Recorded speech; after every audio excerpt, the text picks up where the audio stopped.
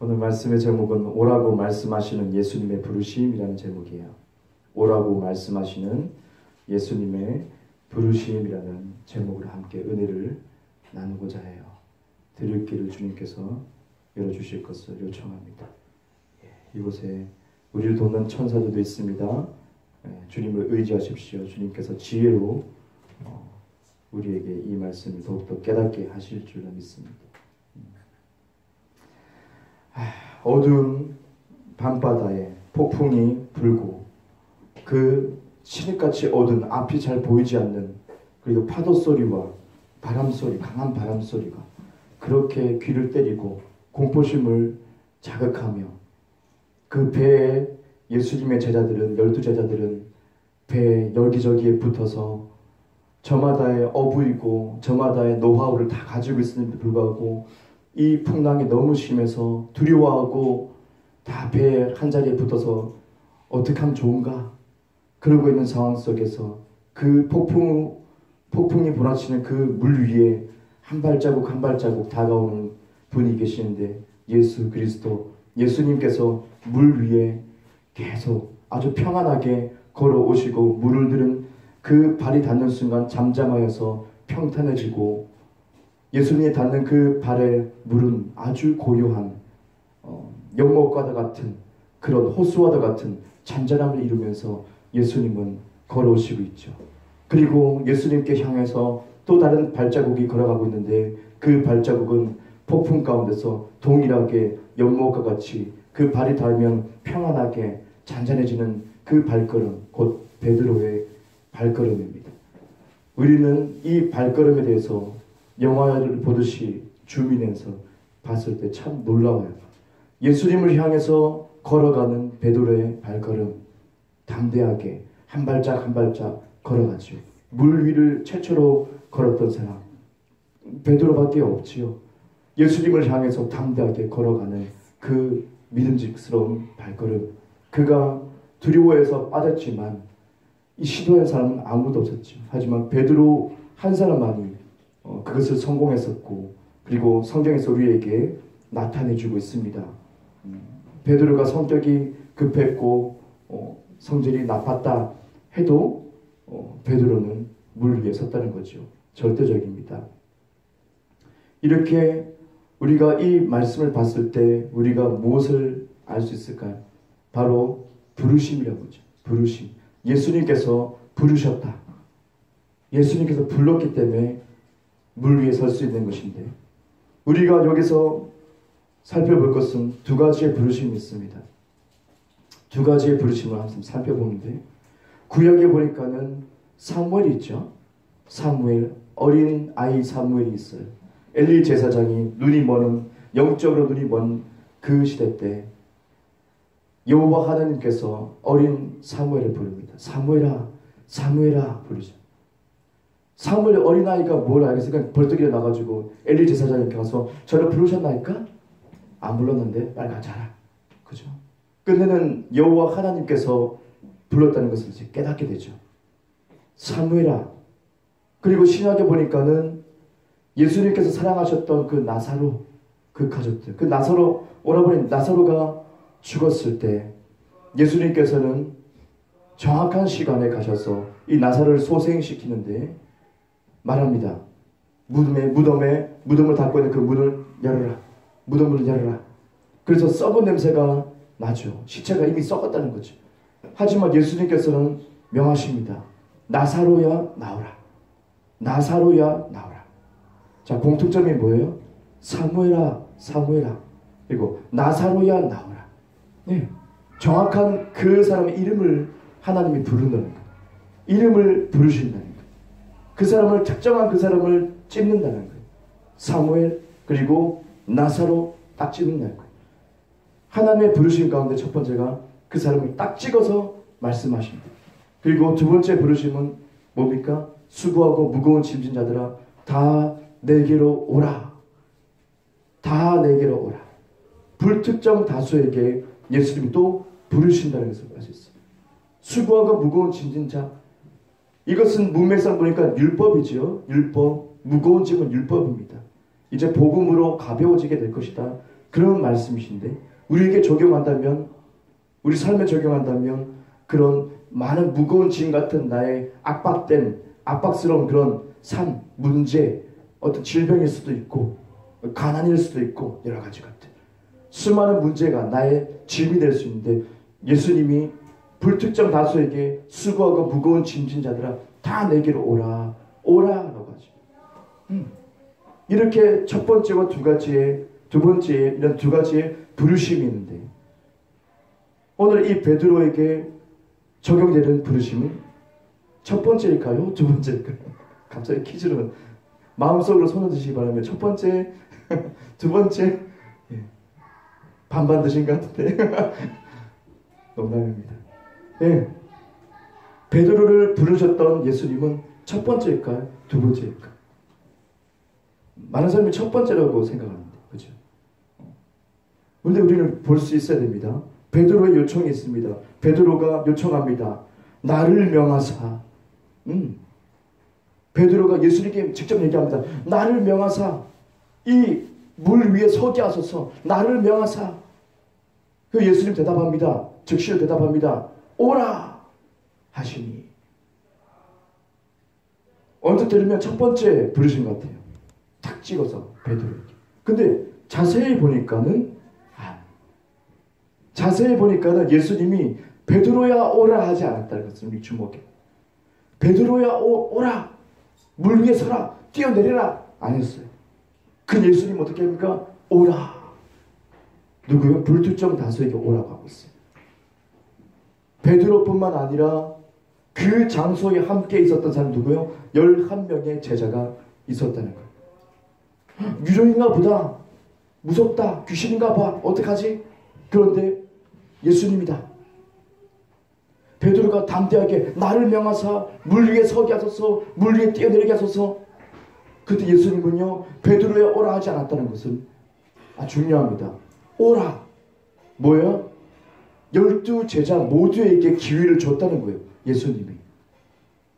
예수님의 이 시간의 부르심이 베드로에게만 부르시는 것이 아니고 어떻게 해요? 초청한 것은 바로 12명 모두에게 초청했다는 거예요. 물 위에 설 수 있는 기회, 물 위에 서서 기적을 일으킬 수 있는, 우리에게 지금도 이 기록에 남겨질 수 있는 좋은 그 순간에 어떻게 12명 모두에게 기회가 주어졌다는 거예요. 예수님이 오라. 우리는 베드로 부르셨구나. 아니란 거죠. 아니란 거죠. 예수님이 부르심은 어디에 있습니까? 지금 물 위에 부르심이 있죠. 물 위로 부르신다는 거예요. 예수님은 폭풍을 밟으면서 오시는 것이어요. 예수님의 그 발걸음이 닿는 그 순간에 연못이 되는 호수처럼 잔잔해지고 있는 거예요. 그 부르심으로 우리를 초대하고 있어요.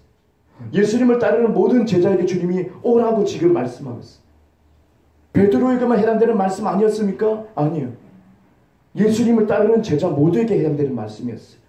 지금 예배드리는 저와 여러분이 예수님의 제자라면 이 부르심 가운데 주님께서 오라고 말씀하시는 거예요. 베드로 말고 예수를 따르는 모든 나의 제자들아 오라. 어디로요? 어느 부르심이요? 물 위에 서는 부르심. 물 위에 서는 빠지겠는데요. 물 위에 서는 것. 물은 무엇이에요? 세상을 뜻하는 것. 바다는 세상을 뜻하는 거죠. 네.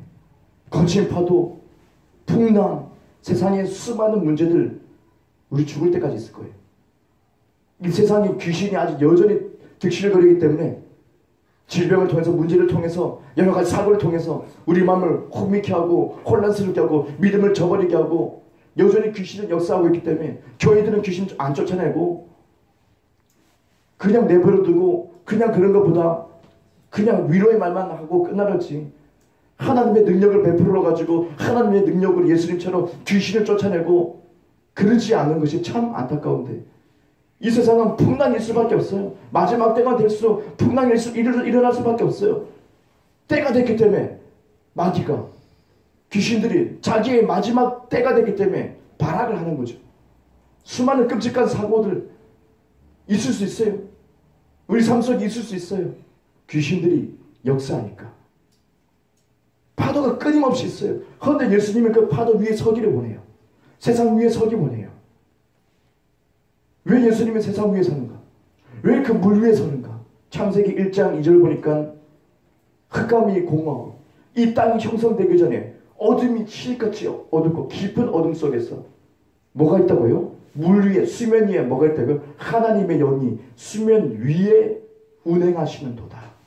하나님의 영, 성령님이 창세기 때부터, 창조할 때부터 함께 하셨는데 성령님께서 수면 위에 운행하셨다. 움직이고 있었다는 거예요. 역동적으로 움직이고 있었다. 수면 안에가 아니에요. 수면 위에.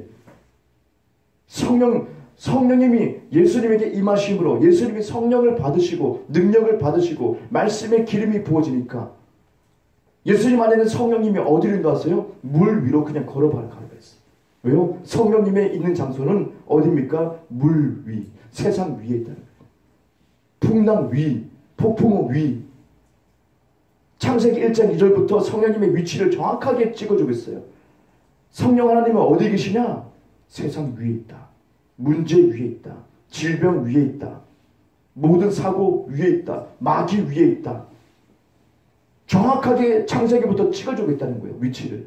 그리고 예수님이 성령 받으니까 그 위치에 정확하게 서시는 거예요. 물 위에 서시는 거예요. 그리고 우리를 똑같이 부르시는 거예요.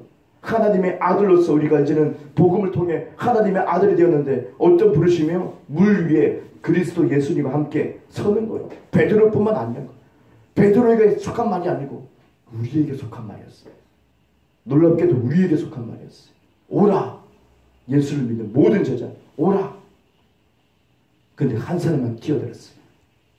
베드로 한 사람만 힘있게 뛰어들었어요. 그리고 베드로의 발이 물 폭풍에 닿는 순간 연못처럼 잔잔해져 버려요.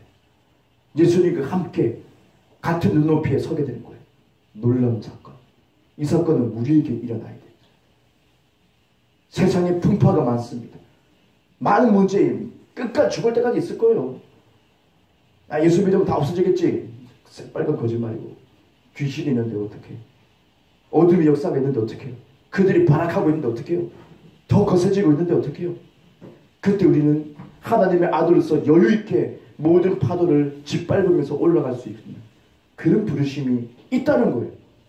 그 파도에 휩쓸리는 것이 아니고 쓰나미에 휩쓸려 죽는 것이 아니고 우리 죽는 부르심인가 보다 아니에요. 고통받는 부르심인가 보다 아니에요.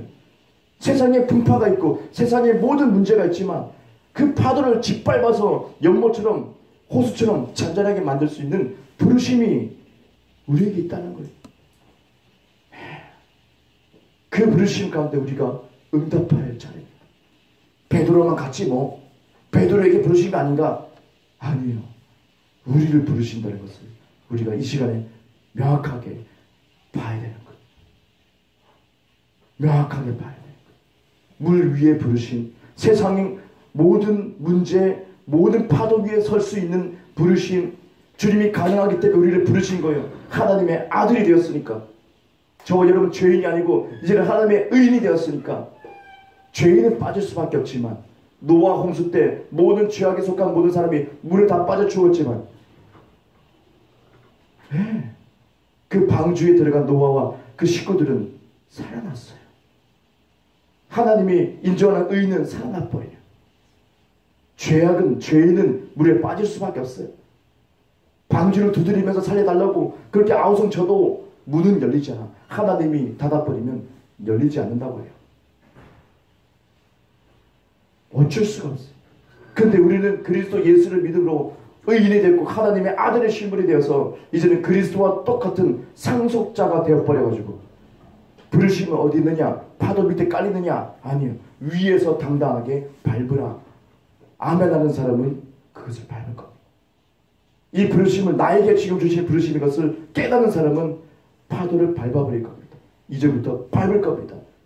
세상이 너무 힘들지 이렇지 저렇지 한탄하지 않을 것입니다.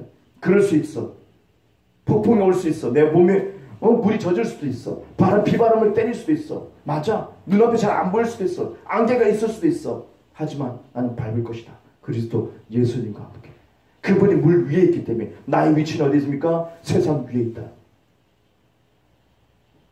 주님이 물 위로 부르십니다. 그런데 놀랍게도 오늘 본문 말씀에 차근차근 뜯어보니까 자세히 보니까, 멀리서 보니까 놀랍게도 예수님 물 위에 계시고 베드로 물 위에 있고, 그뿐만 아니라 11 제자도 물 위에 있었다는 사실을 발견합니다. 이상하죠. 이상한 말 아니에요. 물이 없는데 베드로만 뛰어들었는데요. 놀라지 마세요. 11 제자는 배를 타고 물 위에 있는 것이었어요. 배를 타고 물 위에 있었어요. 예수, 베드로만 물 위에 있는 줄 알았습니다. 너무 포커스를 맞췄죠. 멀리 보니까요, 11 제자도 물 위에 있었어요. 배 타고 배 붙들고 있었어요. 다 물 위에 있는 상황이었어요. 그 배가 파손하기 직전이었죠. 폭풍 때문에 막 뒤집혀기 직전이었죠. 중요한 것은 다 물 위에 있었다는 거예요. 다 물 위에 있었다는 거예요. 근데 베드로는 담대하게 예수님 말씀을 의지해서 물 위로 뛰어들었어요. 그러니까 배를 벗어났어요. 흔들리고 파손될 것 같은 그 배를 벗어났어요. 뛰쳐나갔어요. 베드로 한 명만. 모두 다 물 위에 있었는데, 근데 뛰쳐나갔어요. 예수님이 뭐라고 한 거예요? 네가 배가 돼야 된다. 네가. 베드로, 너가 배다. 너가 방주다. 이제는.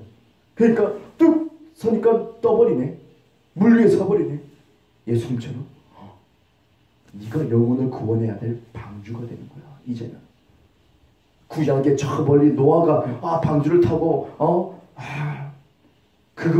거기에 젖어들지 말고 이제는 네가 영혼을 구원해야 된다.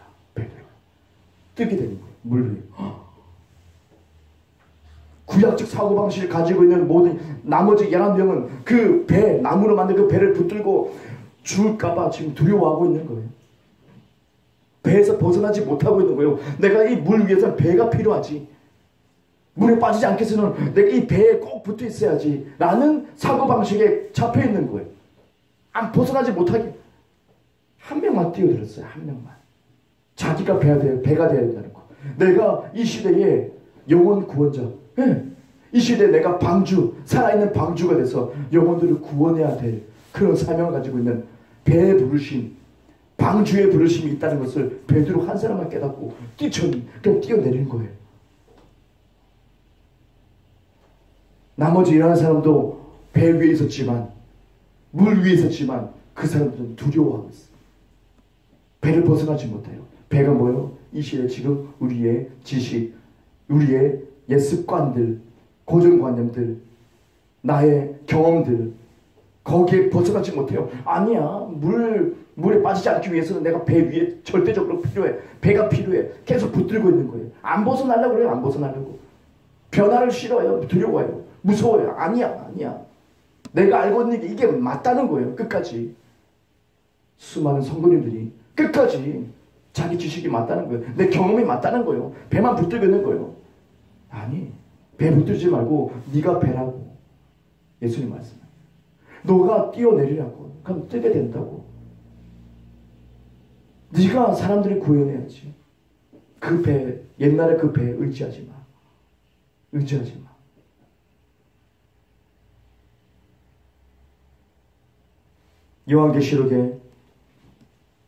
요한계시록 22장 17절 보니까 제가 한번 찾아보겠습니다.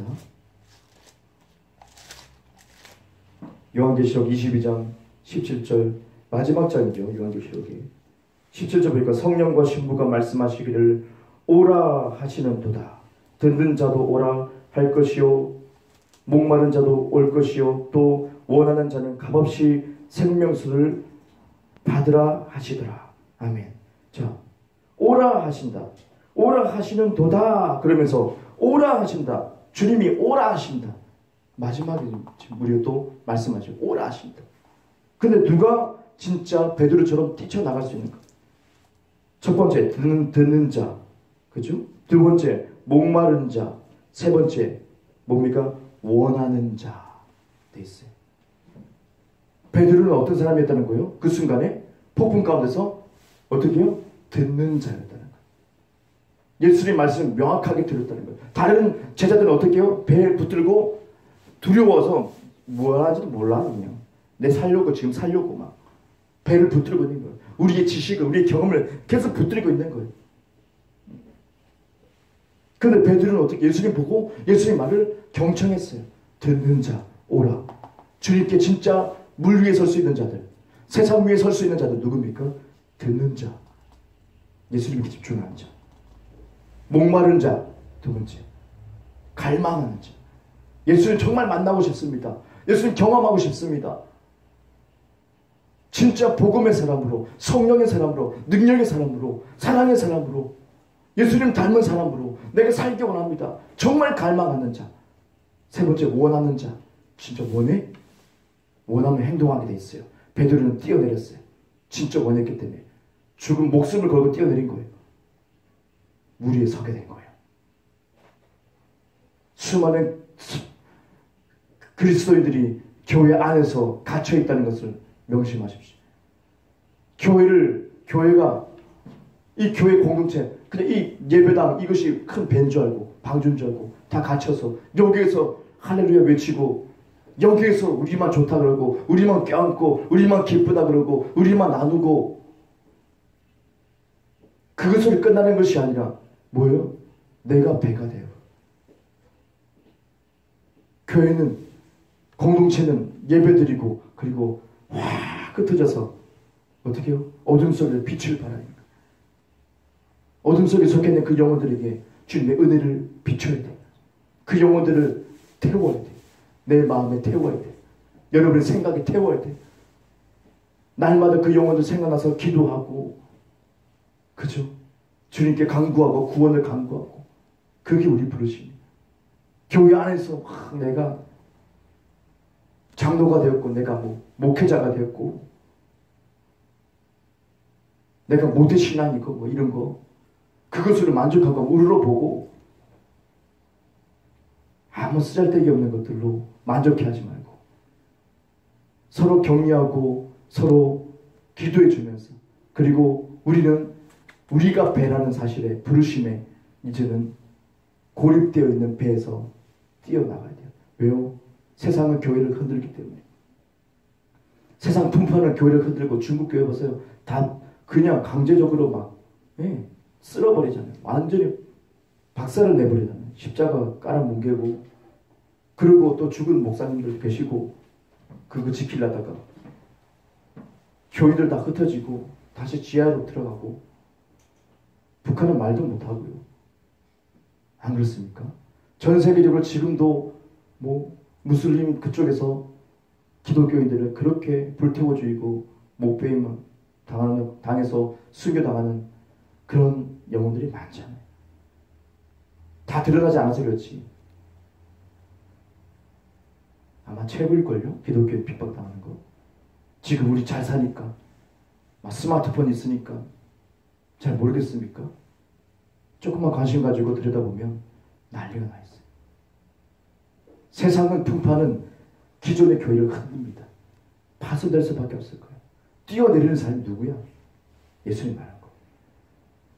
무너져가는 교회 안에서 이제 너희들 뛰어내려야 되는데,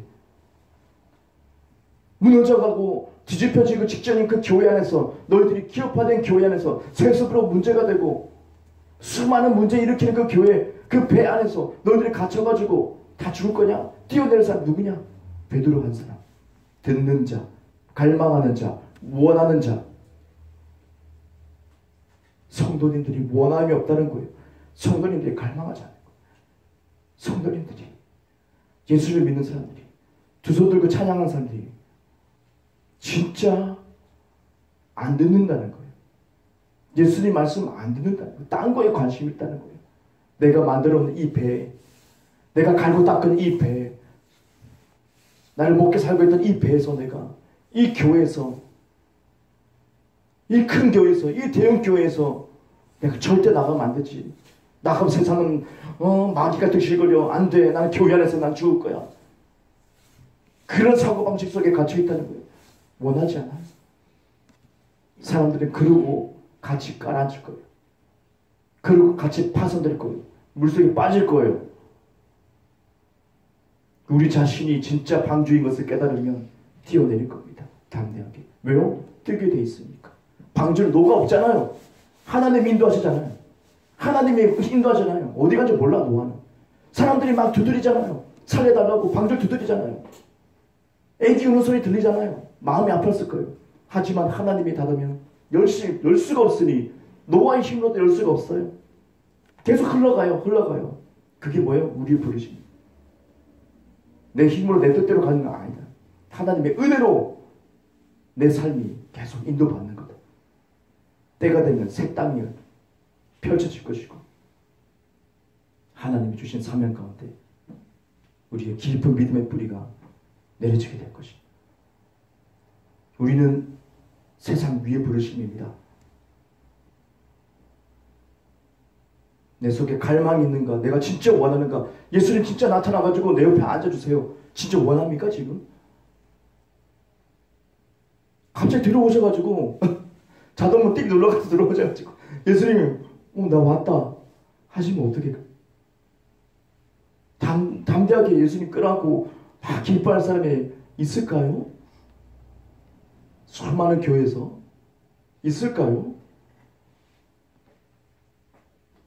막 폭풍이 치면서 에스겔이 만난 것처럼 모세가 만난 것처럼 하나님의 큰 불이 임하고 산을 다 태워버리고 하나님의 우렁차는 음성이 들리면 어떨까요?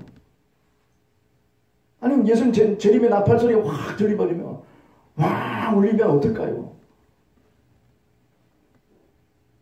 내가 진짜 원하고 내가 진짜 갈망하고 내가 진짜 주님을 사모하는가?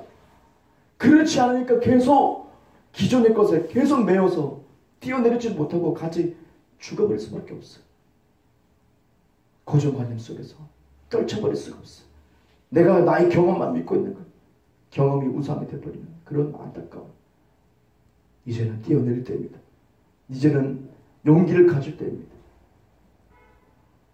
이것은 교회가 아니고 예배당이잖아요. 여기에 주님의 임재가 있습니까? 아니요. 여러분 마음속에 있지 않습니까? 여러분 심령 속에 있지 않습니까? 내가 가는 곳이 교회가 되고 내가 가는 곳이 예배당이 될 수 있고 내가 가는 곳이 하나님과 함께 하나님의 집이 될 수 있다는 것 사실. 생각을 넓히시고 고정관념을 깨뜨리시고 고정관념을 짓밟아버렸어요. 진짜 교회가 돼야 됩니다. 예수님이 의인을 찾으러 오신다고 했는데 다 교회 틀을 박혀와서 의인 행세하지 말고 진짜 의인으로서 세상에 나가서 물 위에 설 수 있는 담대한 사람이 돼야 됩니다. 예수님이 오라 하십니다. 여러분에게. 지금 오라 하십니다. 베드로 말고 모두가 오라 하십니다. 예수를 믿는 배 파손한다. 한국교회 파손하고 있다. 조심해라. 전 세계 핍박이 심해지고 있다. 조심해라. 뛰어내릴 수 있어야 된다. 네가 배가 돼야 된다. 네가 구원해야 된다. 네가 영혼을 구원해야 된다. 우리 마음속에 타오르는 열정이 없다면 큰일입니다. 타오르는 열정 없다면 큰일입니다. 나 가짜인가? 나 진짜 그리스도 아닌가? 점검해야 됩니다. 그거 가지고 통곡해야 됩니다. 큰일 났다. 내 안에 그거 없으면 가짜다. 예수님 음성을 들을 수 없어. 갈망이 없어. 원함이 없어. 형식만 남았어. 바리새인처럼. 회치면 무덤받게 되잖아. 마음을 찢어야죠. 돌이켜야죠. 주님께 간구해야죠. 마리아처럼. 원하십니다.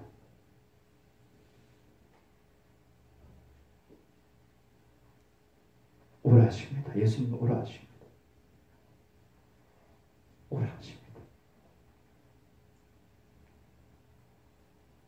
믿음의 발걸음은 모두 폭풍을 잠재웁니다. 오라 하십니다. 우리가 사는 삶은 너무 폭풍이 심하죠? 지금 뛰어내리려고 하죠. 지금 오라 하십니다. 예수님 손짓합니다. 예수님 서 계신 곳은 평안합니다. 연못 같아요. 호수 같아요. 비바람이 예수님을 피해갑니다. 오라 하십니다.